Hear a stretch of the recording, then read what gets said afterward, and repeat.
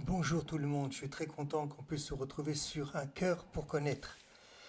Et comme la petite chaîne vidéo YouTube s'appelle Un cœur pour connaître, et donc la chaîne, le WhatsApp aussi s'appelle aussi Un cœur pour connaître, et ben c'est important aussi de connaître l'étymologie des termes, parce que les termes nous renvoient à une histoire, et ces histoires des fois nous font peur à travers les termes.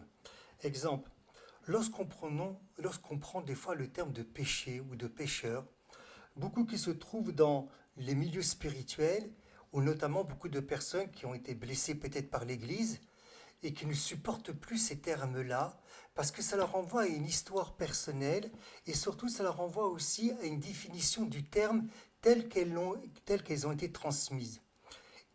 Et des fois, et bien très souvent, à faux.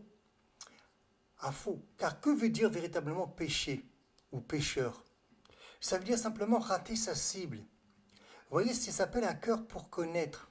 Et c'est important que lorsqu'on utilise des termes, de essayer de retrouver l'étymologie, et en premier l'étymologie biblique en hébreu. Voilà. Ça nous aidera peut-être à pouvoir être en paix avec les termes que l'on utilise aujourd'hui et qui ont fait fuir énormément de personnes à cause du contenu qu'on a mis derrière ou dedans et qu'on a culpabilisé les personnes en disant que Dieu va nous punir ou Dieu c'est un père fouettard. Voilà. Donc encore une fois, le mot péché, d'accord, veut dire simplement rater sa cible, c'est-à-dire se décentrer de ce que nous sommes. Et nous devons l'avouer. Est-ce que nous sommes toujours centrés sur ce que nous sommes réellement? C'est-à-dire enfants de Dieu, lumière divine, temple du divin. Non, il arrive des moments où nous ne sommes pas centrés. Eh bien, ça s'appelle péché en hébreu, dans la Bible. Tout simplement.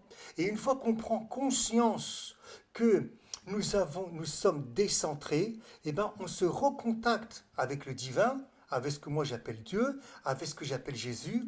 On lui parle, on reconnaît, c'est important de reconnaître en disant voilà, je me suis décentré pour X raisons. Merci de me recentrer. Merci de m'aider à me recentrer dans ce que je suis. Et puis, comme dira Jean, Dieu est amour. Amen. Et dans la joie.